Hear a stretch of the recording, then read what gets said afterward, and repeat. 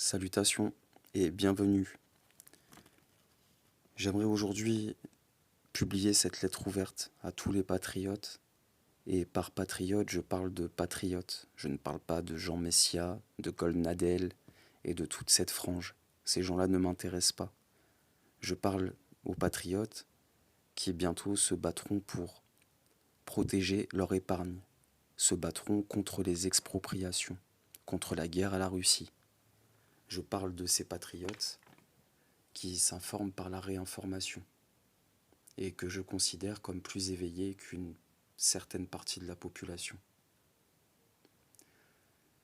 Je vous remercie de prendre le temps de m'écouter et je vais pouvoir commencer. Naël, un petit jeune aimant, altruiste et respectueux des lois. L'histoire serait trop belle, admettons-le. Il faut voir les choses en face. Naël était un jeune de quartier. Il n'a pas vécu assez longtemps pour tenir un réseau de stupéfiants à 80 000 euros par jour. Il n'a pas vécu assez longtemps pour commettre des braquages, des vols, appartenir au grand banditisme, etc. Il n'a pas vécu assez longtemps non plus pour connaître la détention, Fleury, la santé, Fresnes. D'un côté, les droits tardés voudraient le faire passer pour un bandit de grand chemin, et de l'autre, les gauchistes pour un jeune scout français. Essayons ensemble de nous élever et de trouver un juste milieu. Vous verrez au cours de cet audio que deux camps tentent de nous vendre leur version, mais que ça ne tient pas. Je vais commencer par Naël et je finirai par Florian M.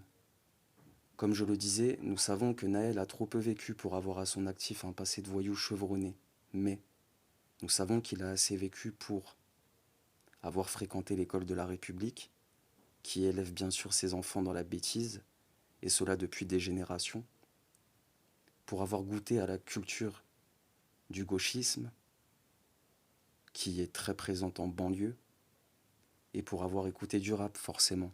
Nous avons pu le voir dans un clip de Jul, et il faut bien comprendre que le rap d'aujourd'hui n'est pas le rap des années 2000, 90 ou même des années précédentes. Il n'y a plus aujourd'hui de propositions musicales en termes de rap conscient. Même moi, à mon époque, il y avait encore quelques rappeurs comme Kerry James ou d'autres que je ne citerai pas, mais qui au moins avaient autre chose dans leur texte que la cocaïne, la drogue, les femmes, les voitures. Voilà. J'aimerais aussi ajouter, et pas pour faire pleurer dans les chaumières, mais car il faut le souligner, c'est un fait. Naël appartenait à la couche la plus pauvre de la population, celle qui se mange l'inflation alimentaire en pleine dent dans un silence total depuis des mois, ce qui ne justifie en rien ce qu'il s'est passé, ou ses actes de délinquance présumés. La réalité, c'est que Naël était un jeune qui à 17 ans conduisait sans permis. Pour l'instant, les faits sont là. J'aimerais rappeler que dans ce pays, des gamines de 14 ans en véhicule sans permis peuvent vous ôter la vie.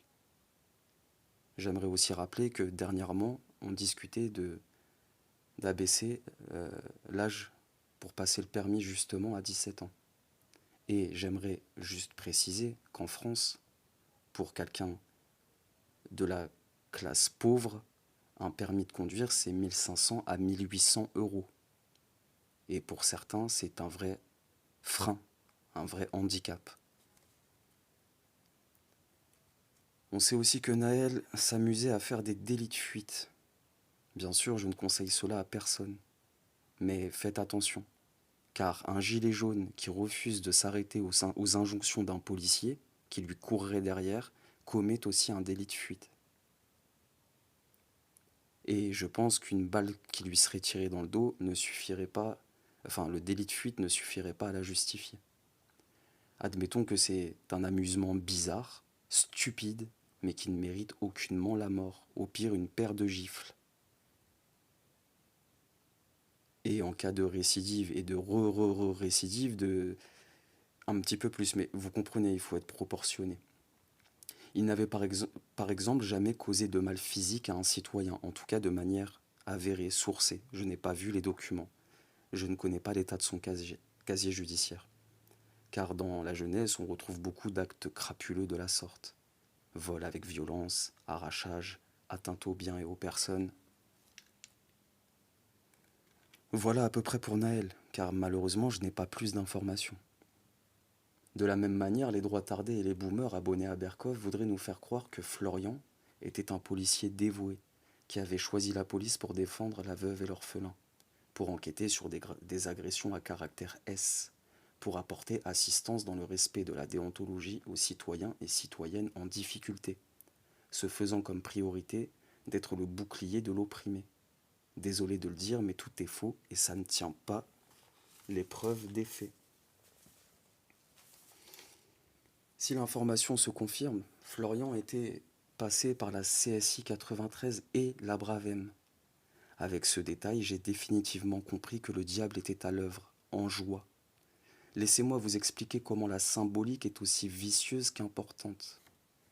La CSI 93, pour les non-initiés, est un service qui ne s'embête pas avec la paperasse, ils ne sont pas recrutés pour ça. Nous avons affaire là au pire de la police, à un bataillon de répression, avec des fonctionnaires qui, à force de côtoyer la racaille d'en bas, en adoptent les attitudes, le langage et les excès. La seule différence étant que eux sont assermentés et en position de pouvoir faire basculer la vie de quiconque, en glissant un sachet de farine colombienne dans la poche d'un jeune, par exemple, ou en se concertant les uns les autres. Un faux en écriture et c'est terminé. À vous de prouver à la justice que vous êtes la victime. Bon courage d'avance. Je vous laisse d'ailleurs faire vos propres recherches sur cette CSI 93, car c'est vraiment documenté. Et peu importe que l'information soit sortie par des gauchistes ou autres, moi ce qui m'intéresse dans cette histoire, c'est qu'on a des vidéos de cette CSI 93, plus que parlantes. Cette police est ni dans la proximité, ni dans le respect, ni dans le désir que les choses s'arrangent, bien au contraire. Il s'agit de hooligans ratés, amoureux de la violence, mais tellement utiles pour l'État quand il s'agit de réprimer des gilets jaunes. Excusez-moi, passons maintenant à la Bravem, plus connue du grand public au vu des événements récents type gilets jaunes, retraite, etc. Encore une fois, j'aurais aimé croire dans la belle histoire. Mais reconnaissons-le, on ne rejoint pas la Bravem pour s'occuper de la plainte de Stéphanie qui se fait massacrer par son mari, pour prendre la déposition de Patrick arnaqué par un brouteur camerounais, ou encore pour porter assistance à ses enfants abusés, dont on ne parle jamais. La Bravem est aussi une unité de répression, uniquement, parfaitement identifiée, même parmi les forces de l'ordre. On ne la rejoint pas par hasard, il n'y a aucune erreur possible. Il faut savoir que la violence est une drogue pour certains. Certaines personnes sont accros à l'adrénaline que la violence peut provoquer. Il suffit de s'intéresser au mouvement des hooligans pour le comprendre. Mais la violence lâche, celle qui s'exerce avec le bouclier de l'autorité publique, est encore plus perverse et jouissive pour ses adeptes. En effet, on enlève une bonne partie des risques que pourrait par exemple rencontrer un hooligan occupé à prendre sa dose de violence dans la rue, comme un homme, s'exposant au danger et à une possible riposte, et pas caché derrière une assermentation. Tout ça pour dire que, d'après moi, ce type de policier aurait dû être le ciment de la convergence entre deux populations opprimées. Et que, au contraire, le diable a justement choisi ce type de policier pour semer une division certaine et une rancune désormais solide. Mes amis, le diable danse et se réjouit sous nos yeux, il festoie, et nous sommes son dessert. Je répète ici que le piège consistait à séparer définitivement les couches populaires des classes moyennes et des patriotes. Même si, pour l'instant, la soumission est de mise, soyons honnêtes, à part engraisser des youtubeurs et signer des pétitions, rien ne se passe, à part le temps. J'imagine qu'un jour la colère sera telle que vous prendrez la rue. Et que se passera-t-il? Êtes-vous capable de faire trembler les loges de façon physique? Avez-vous la dose de folie, de désespoir et de courage pour tout risquer? Par patriote, bien sûr, je ne parle pas de Jean Messia, de Bock Côté, de Berkoff ou de Golnadel. Je parle de ceux qui se battront bientôt contre le vol de leur épargne, les expropriations, contre la guerre à la Russie, l'OTAN, l'Union européenne, de cette partie du peuple qui mettait réellement le pouvoir de Macron et celui de ses maîtres en danger, le peuple de TV Liberté, de la réinformation, etc. Êtes-vous affûté pour la prison? Je ne parle pas d'une détention à l'isolement, mais bien dans la cour de promenade, à proximité des autres détenus. Et si vous l'êtes, capable de faire trembler le pouvoir de façon physique, que feront les couches populaires et les quartiers cette fois-ci? Resteront-ils neutres? Vont-ils applaudir la répression? Feront-ils semblant de croire dans les médias mensonges qui vous qualifieront de danger pour la République, de complotistes, antisémites, racistes? Feront-ils des milices pour assister la police? Imaginez donc la belle histoire que les loges pourraient en tirer. Comprenez donc la situation. Il ne reste que la soumission que nous vivons actuellement, les manifs CGT ou la répression par balle. Bien sûr qui sera accompagnée des médias mensonges qui justifieront cette répression. Et en fait, pour terminer, j'aimerais bien vous faire comprendre que aujourd'hui nous enterrons nos délinquants multirécidivistes connus des services de police. Demain, vous mettrez en terre vos délinquants récidivistes, antisémites, complotistes connus des services de police. Et que finalement, je trouve ça vraiment important de marquer le fait, de parler du fait, enfin moi je trouve ça diabolique, que ce policier que vous avez rendu millionnaire, je veux dire, ça aurait pu être un gardien de la paix, quelqu'un qui a vraiment fait du service aux citoyens, du police secours, j'en sais rien, de la brigade, un ancien de la brigade des mineurs, quelqu'un qui faisait vraiment des enquêtes de terrain pour aider les gens, etc. Ça aurait pu tomber sur ça. Malheureusement, on est tombé sur quelqu'un qui est passé par la CSI et la Bravem. Mais je veux dire, mais quel autre symbole que ce type-là aurait pu nous rassembler? C'est le symbole de deux oppressions sur deux peuples différents. Et j'aimerais dire d'ailleurs que faut pas être dupe. Les quartiers, c'est un laboratoire. C'est juste le laboratoire de la police française. Et nous, les habitants des quartiers, sommes les petites souris. Et tout ce qui est aujourd'hui mis en œuvre dans les quartiers, c'est pas la lutte contre la délinquance. Vous n'êtes pas bête. Vous voyez bien que la délinquance ne cesse de croître. Non. Simplement, on occupe ces mecs. Et en fait, ces mecs-là sont en train de développer des techniques de répression. Et en fait, on les active que quand on en a besoin. Et c'est pour ça que durant des week-ends entiers, c'est bien les brigades anticriminalité mises en place par Sarkozy de toutes les banlieues et de toutes les grandes villes qui sont venues réprimer les gilets jaunes. Vous comprenez ça? Il faut absolument que vous le compreniez. Et en fait, je le répète, je l'avais déjà dit dans ma première vidéo, je crois, mais la différence entre hier et aujourd'hui, c'est qu'hier, on pouvait encore avoir un doute. Que vous le vouliez ou non, moi je vous dis que dans les quartiers, dès qu'il y avait une bavure qui touchait un patriote ou un gilet jaune, c'était partagé.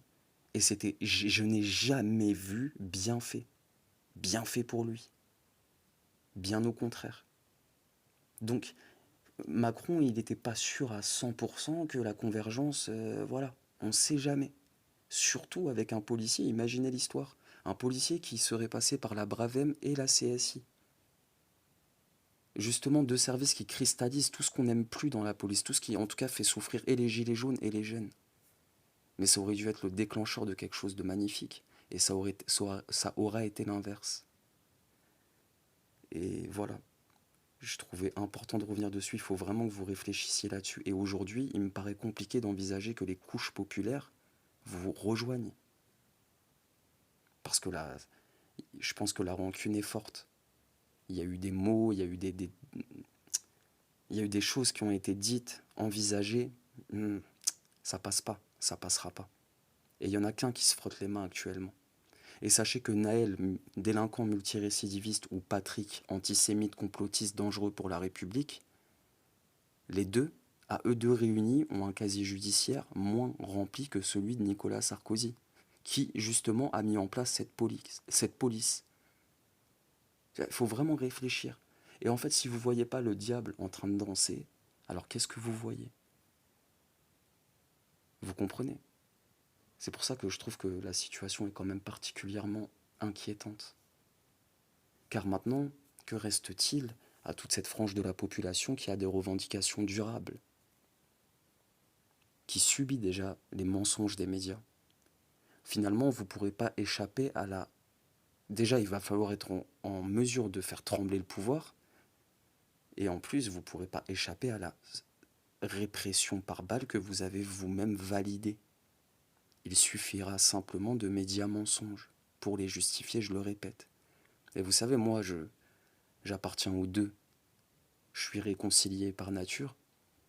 Et si j'écoute ma petite voix maléfique, eh bien, je me dis, la prochaine fois que je verrai un gilet jaune se faire massacrer dans la rue, je dirais bien fait. Mais bien sûr que je ne vais pas penser comme ça. Mais ça me demande un effort, je dois vous l'avouer. Et donc, je pense que c'est là qu'ils ont réussi à un coup de maître.